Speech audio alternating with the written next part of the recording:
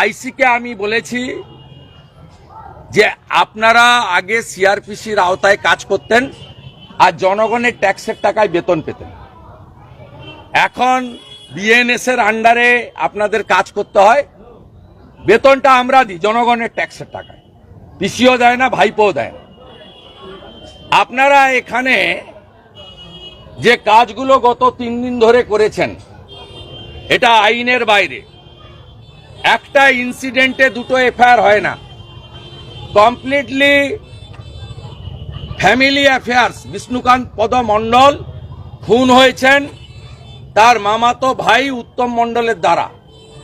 রাত্রি 10টায় place of occurrence যাদের নাম পরের দিন দিয়েছেন তাদের যদি মোবাইলে টাওয়ার লোকেশন দেখা যায় তাহলে আপনারা কত বড় মিথ্যাবাদী।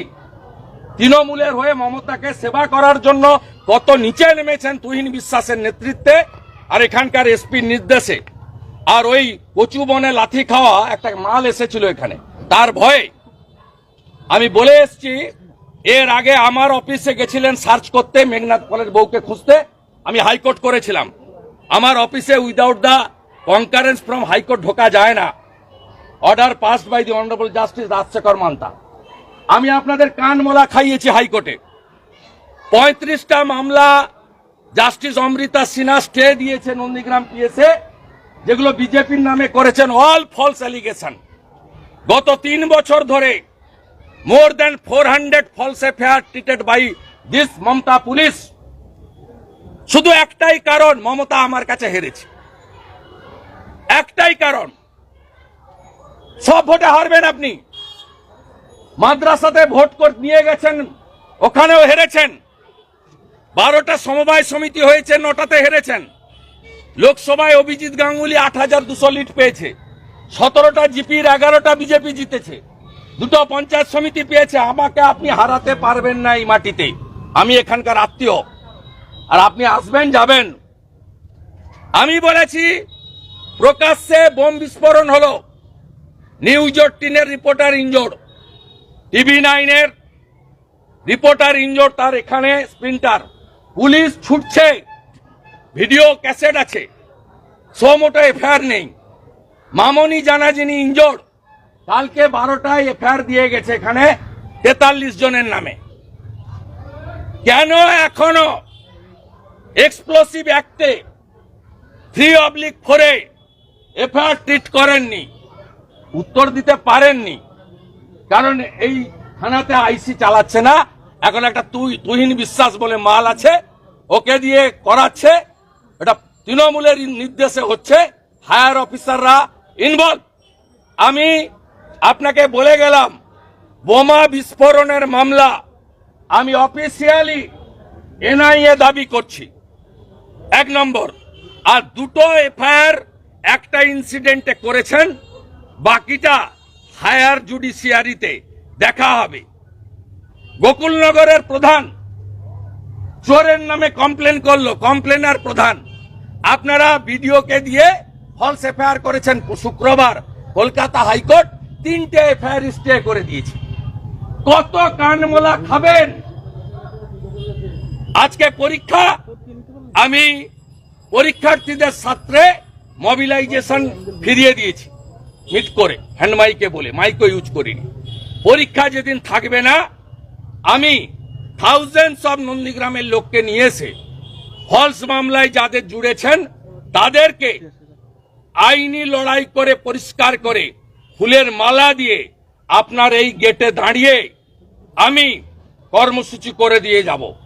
আর ফাইনালি বলে গেলাম, বিএনএস ভাইলেশনের জন্য তৃণমূলের কথায় আইনকে বেআইনে পরিণত করার জন্য কনসিকুয়েন্স বিগত দিনে ভুগতে হয়েছে।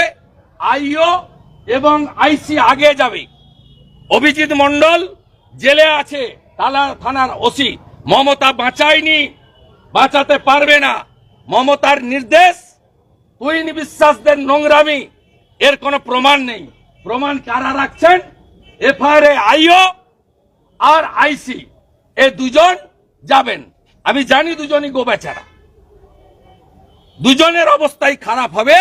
এর আগেও হয়েছে, ভবিষ্যতেও হবে। কি করতে হয় জানি, আর এত কিছু করার পরেও মমতা ব্যানার্জিকে ইনভাইট করব আরেকবার নন্দীগ্রামে দাঁড়ান। 2000-এ হারিয়েছিলাম, 20,000-এ হারাবো। আর আপনাকে এটাও বলছি, বিজেপি যদি চায়